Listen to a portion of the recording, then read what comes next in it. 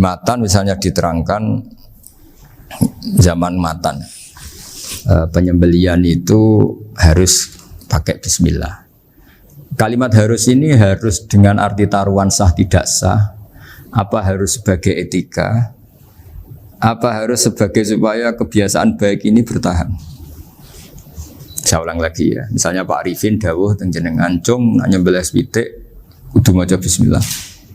Kalau kamu memotong hewan harus baca bismillah. Kata harus itu apa artinya syarat sah, sehingga kalau tidak baca tidak sah. Apa keharusan dalam makna etikanya harus baca bismillah. Jadi urusannya hanya apa? Etika atau afdoliyah. Atau kita tidak ingin kultur baca bismillah itu hilang, sehingga barang tidak wajib pun kita wajibkan supaya kultur baca bismillah itu tidak hilang. Nah, Imam Syafi'i itu milih yang tidak wajib. Itu hanya urusan etika. Sehingga zabihatul muslim meskipun nggak baca bismillah, baik secara sengaja maupun lupa tetap halal ya, tetap sah, tetap halal. Tapi beberapa ulama mengatakan baca bismillah itu wajib dan menjadi syarat sah. Ya kira-kira karena pamit tadi, yang beri nyawa itu Allah, kok apa yang menghilangkan nggak pamit, sudah menghilangkan nyawanya ayam dimakan lagi. Wah itu selingkuhannya kan pasti marah itu. Selingkuhannya, pacarnya, anaknya, cucunya itu kan marah itu. Tapi kalau pamit yang punya kan enggak. Lupa kalau ayam cantik yang pas kamu sembelih itu lanangannya kan mangkel itu. Kalau kebetulan sudah tua kan karep-karepmu kan gitu.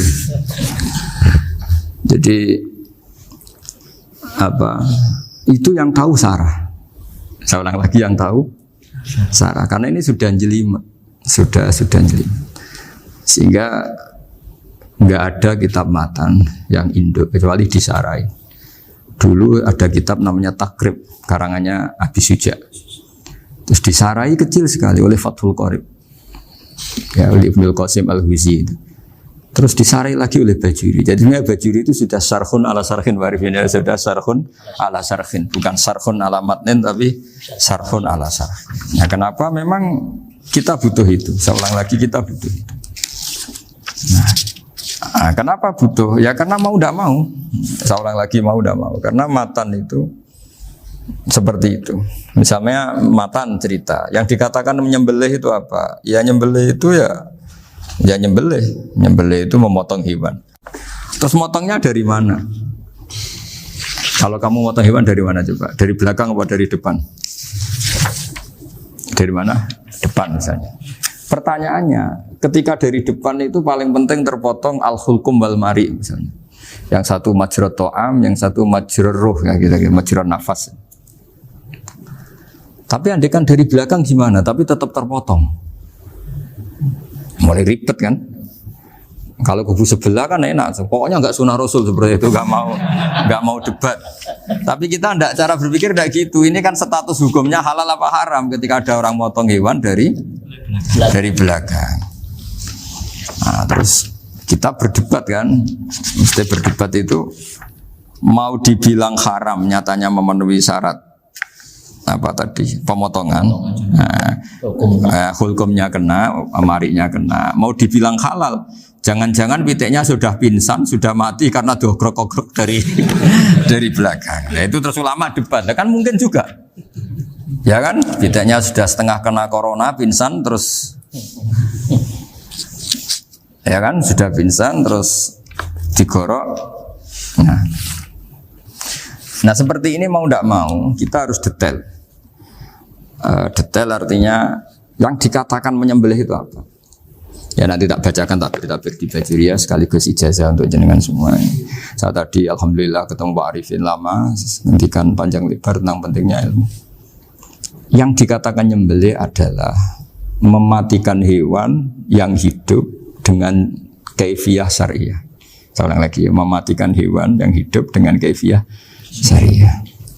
Nah kalimat hidup ini mulai masalah. Hidup yang apa? Misalnya ada hewan. Saya sering kalau ngaji cerita, ada ayam jago ketandang mobil, ketabrak mobil, kejet-kejet. Enggak kamu sembelih pun 1 menit lagi pasti meninggal. Ini kan hanya koordinasi prosedur saja. Karena prosedur ayam mati harus kejet-kejet, enggak boleh enggak langsung peletes mati, enggak boleh. Nah pertanyaannya ketika kejet-kejet ini kamu sembelih, itu halal apa enggak? Wong andai kan enggak disembelih juga sudah mati. Artinya enggak penyembelihan ini kan tidak memberi kontribusi pematian, tapi enggak ngefek. Gitu.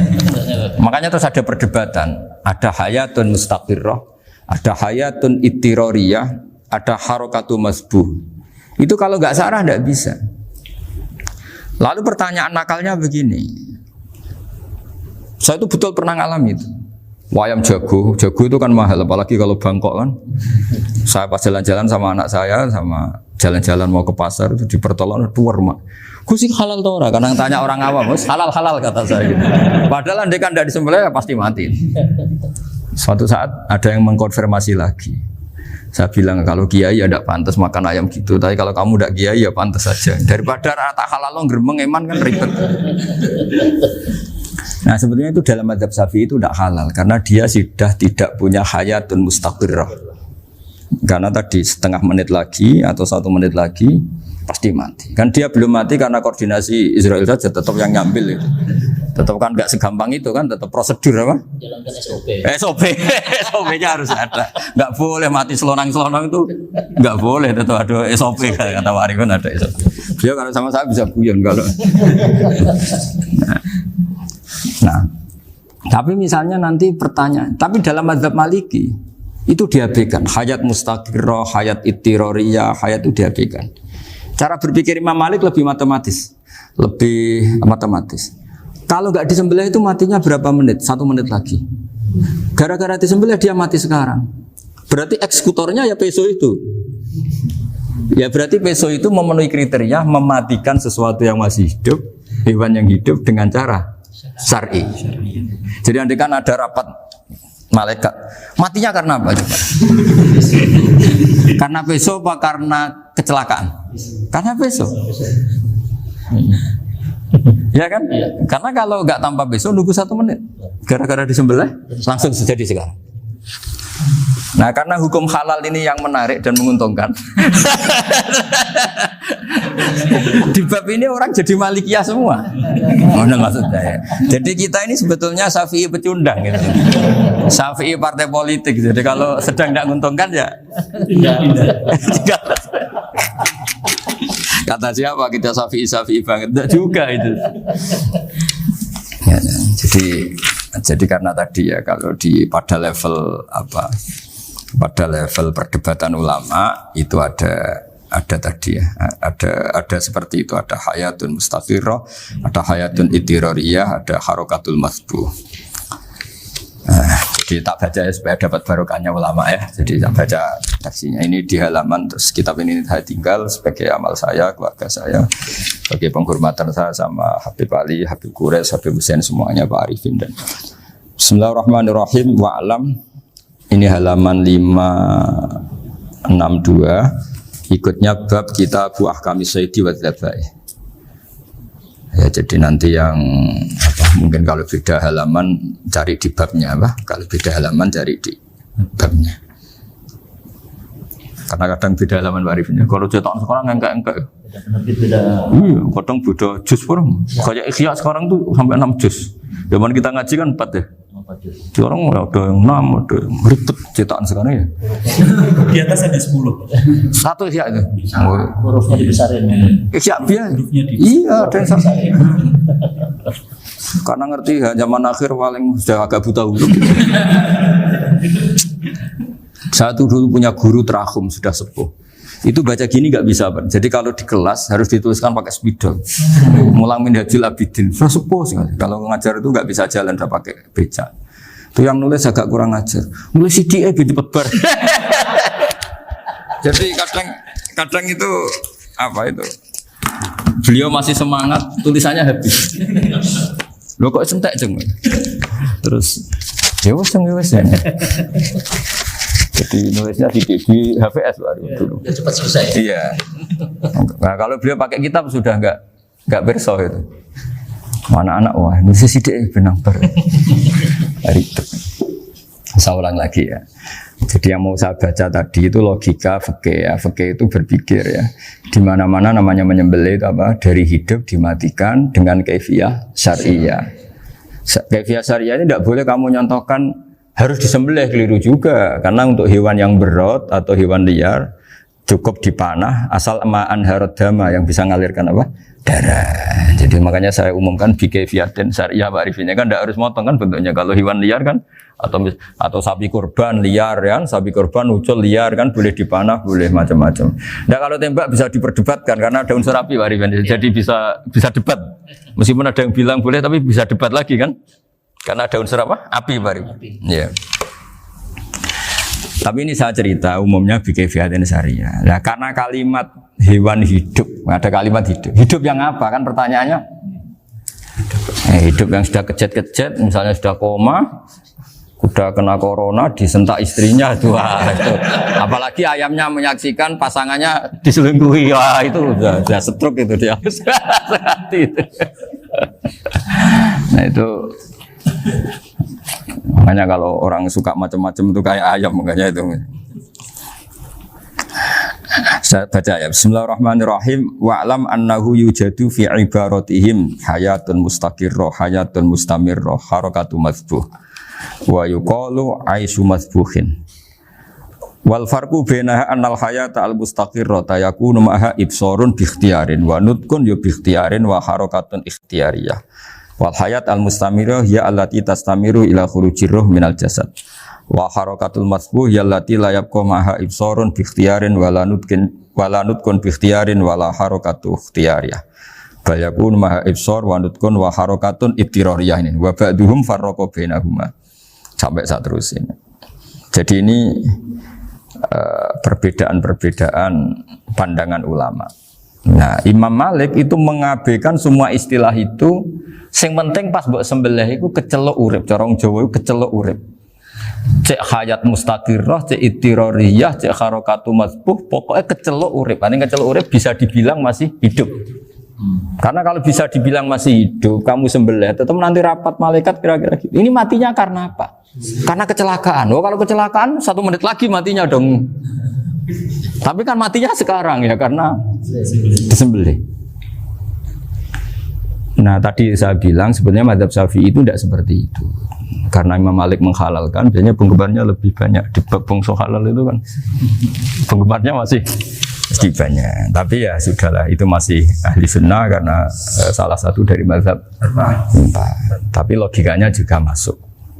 Jadi kita bukan sekedar taklid ke Imam Malik, tapi kalau kita ikhtiyat ikut Imam Syafi'i ya monggo, karena mungkin secara medis karena mengalami seperti itu mungkin tingkat kesehatannya apanya sudah ya sudah lah, yang penting makanya terus orang Jawa pinter, nak PTE jago ya halal, nak cilik enggak lah.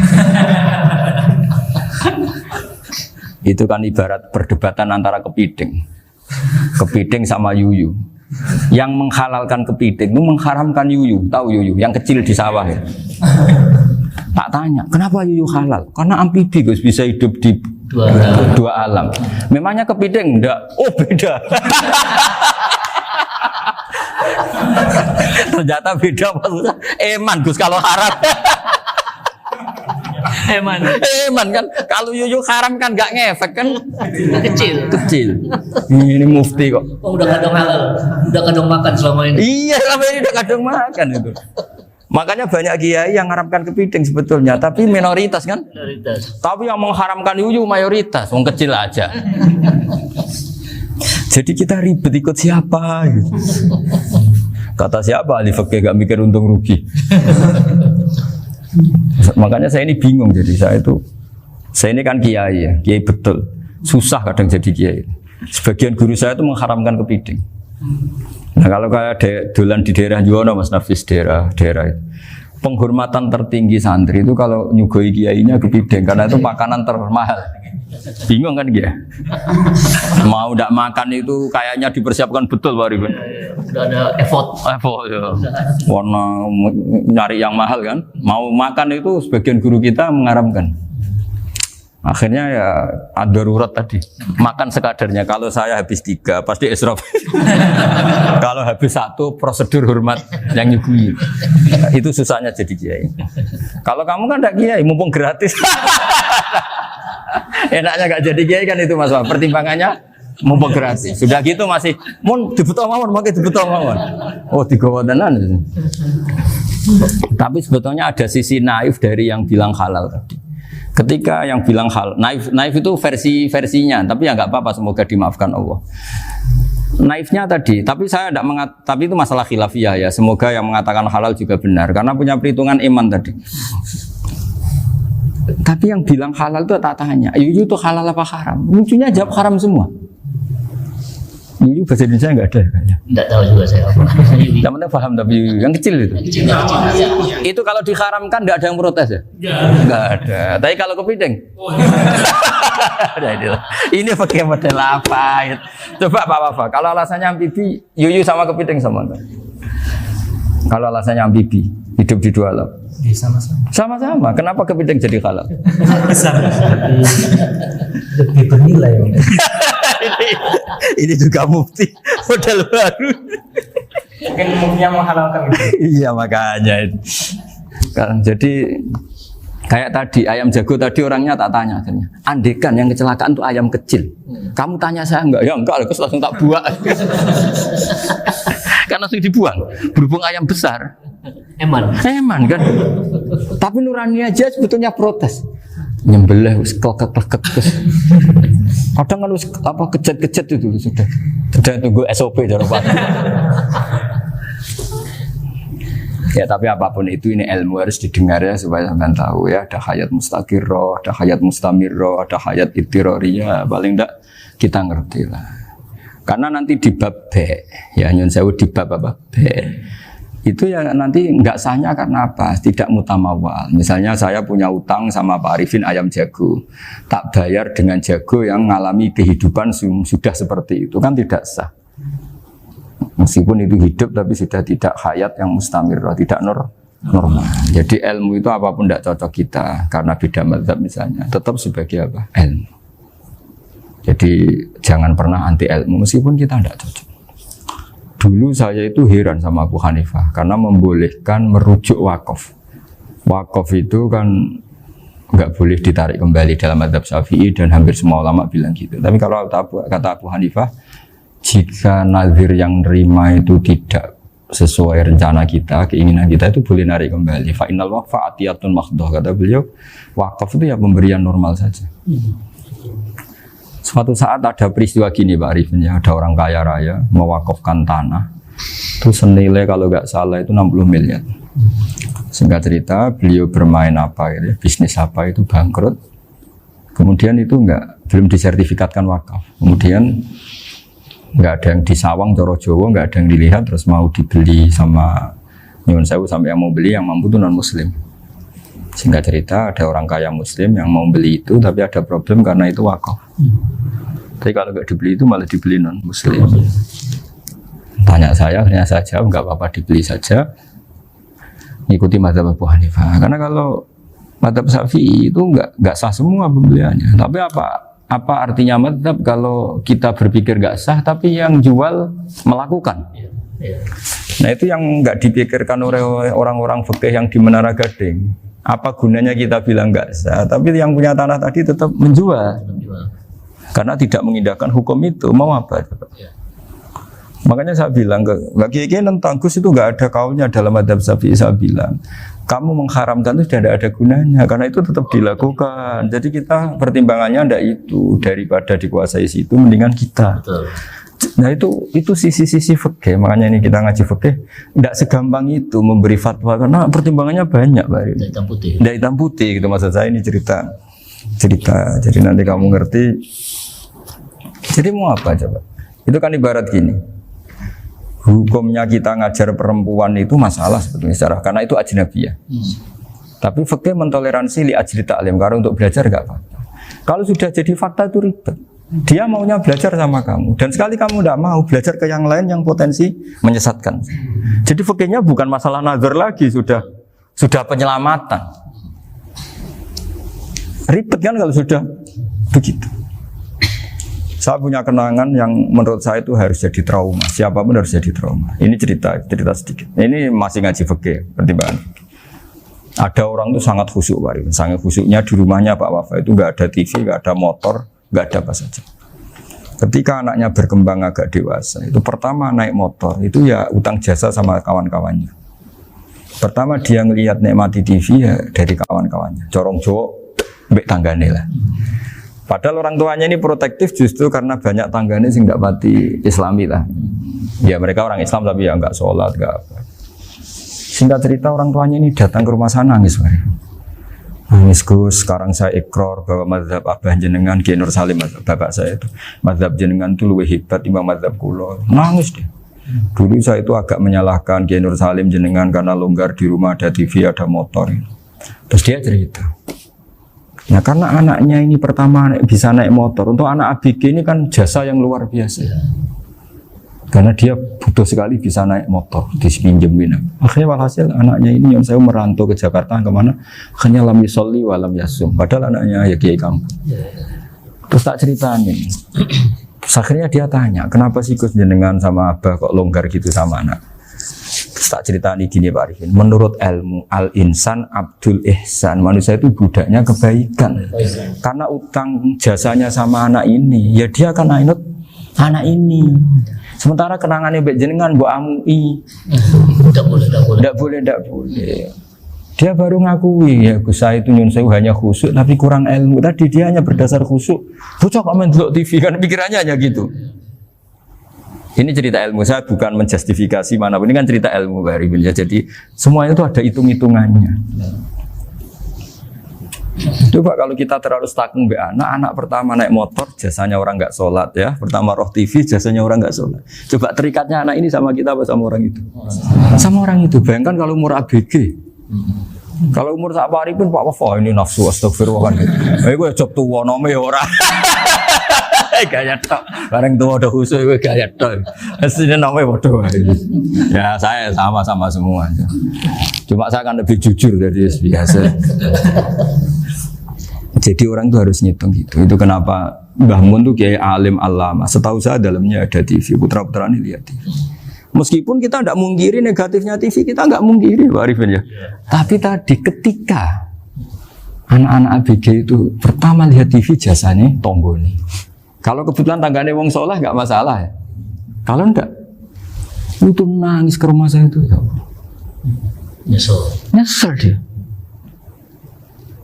Tapi saya bilang gini, ini jenengan tiang soleh, mesti anak jenengan suatu saat kembali. Coba pola jenengan harus rubah.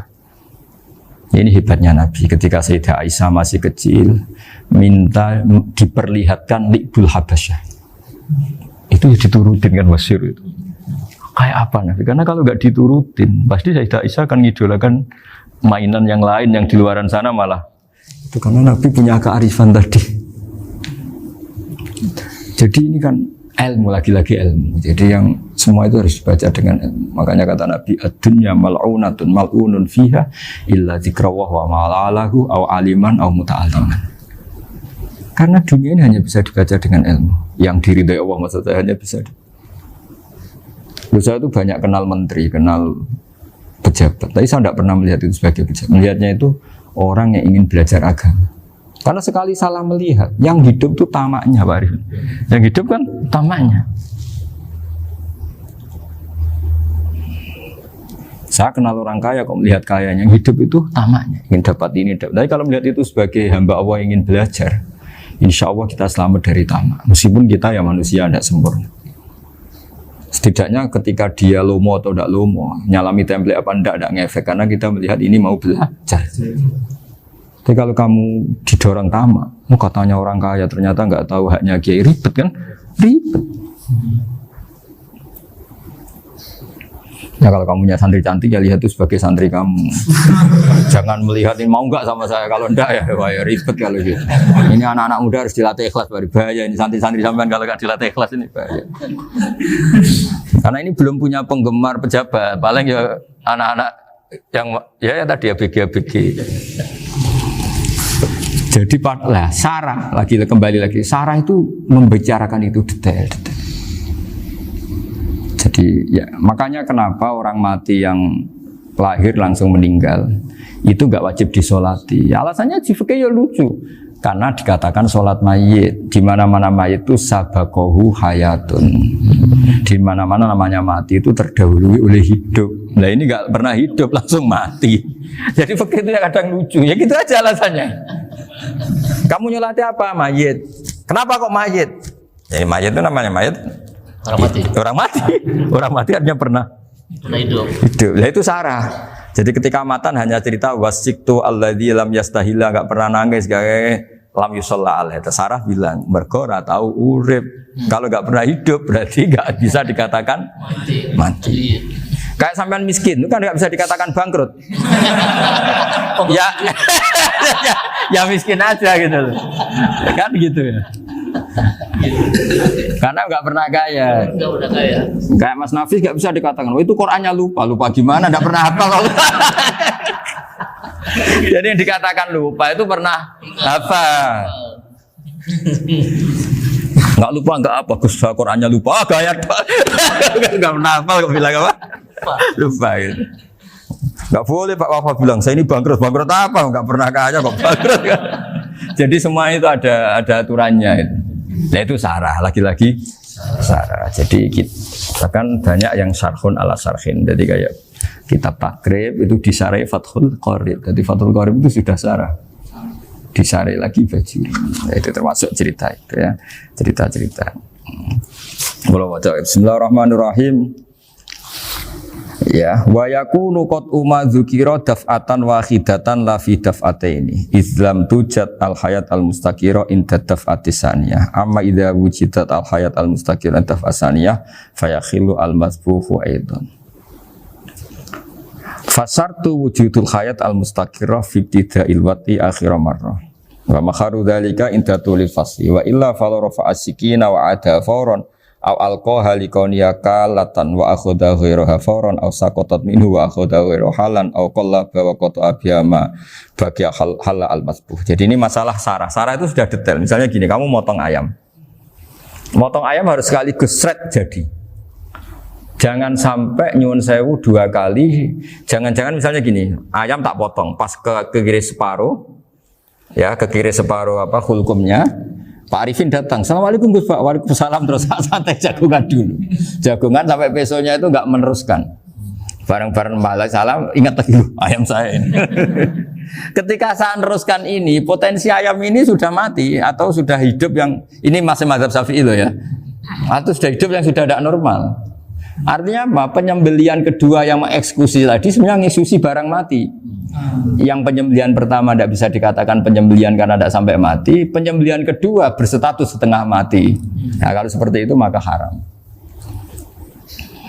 Nah, kecuali itu dilakukan secara fauron. Fauron dicontohkan nyembelih ternyata pesunya kedul terus ngambil yang lain, tapi fauron langsung atau terjatuh ngambil langsung. Ya, itu boleh karena ditoleransi. Tapi kalau kalam ajnabi kata tadi omongan Pak Arifin. Seperti Pak Arifin, alhamdulillah sih. Jaminan mau rawuh. Cari ayamnya asem mana? Ini harus sebar. Ini orang ngawur betul. Jadi, lah itu sarah. Bicara sampai detail itu sarah. Jadi ada sekian kemungkinan. Jadi ya, jadi termasuk yang diandaikan apa? Nah, hayat mustaqirah itu batasnya yakunu maha ibsorun bi ikhtiyarin wa nutkun bi ikhtiyarin wa harakatun ikhtiyariyah. Hayat mustaqirah itu kalau dia betok-betok itu ya karena karepnya. Maksudnya gini, gamane cara roh pitik wedok engkek ya cek karepe dhewe. Cara dia melihat peso itu karepe ya masih lari. Jadi misalnya ada ayam. Ayam kita sembelih baru luka sedikit. Belum sampai andaikan dibiarin ya mungkin suatu saat sembuh, luka. Terus melihat kamu lari ketakutan karena kamu dianggap gladiator, killer lah. Nah itu berarti punya hayat mustaqirah. Tapi sudah kalau kamu sembelih karek ngeriwit, roh kowe serawedi, ya kan? Mau demo ya sudah nggak berkutik, ya dia berarti tidak punya hayat mustaqirah. Gitu.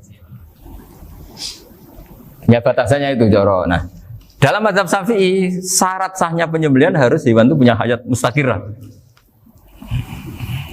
Nah ini sarah ya, jadi sarah itu lebih jelimet. Nah makanya kenapa tidak boleh nyembelih pakai yang tumpul Mas Nafis? Takutnya ayamnya itu ngalami dohtoh, atau kok ditekek. Misalnya sama nyembelih pakai peso tumpul, ini kini ketekek, takut. Kan dia misalnya ayamnya jantungan, roh peso wis sedruk kan, udah gitu ketekek. Nah itu mati dulu pasti itu. Siksa. Jadi pas diongok-ongok dia sudah mati. Jadi nanti kalau di akhirat, sebenarnya saya sudah mati loh, ngawur ya. Wah, apalagi nganggo keris naga sosro. Wah, itu sudah gereng sakti kan diginikin tok sudah mati kan?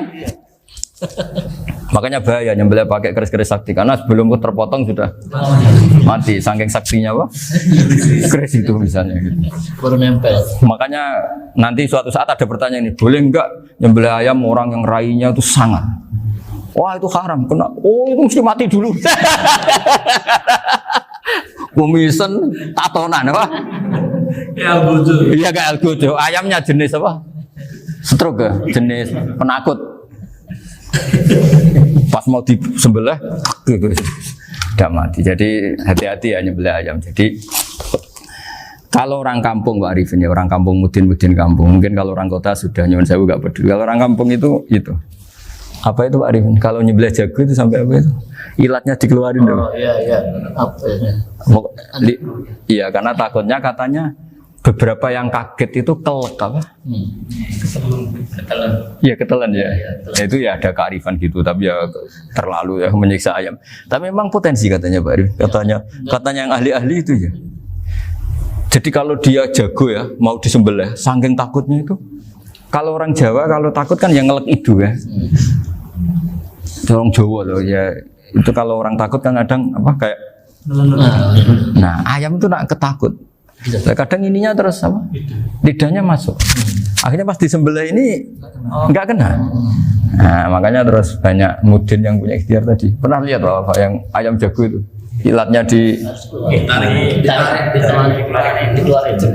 Ya, itu ya tidak wajib, cuma tidak bisa kita salahkan. Tapi kata penyembelih yang ini tak tanya eksekutor yang lain, pokoknya rodok dipenegus. Iku seraiso.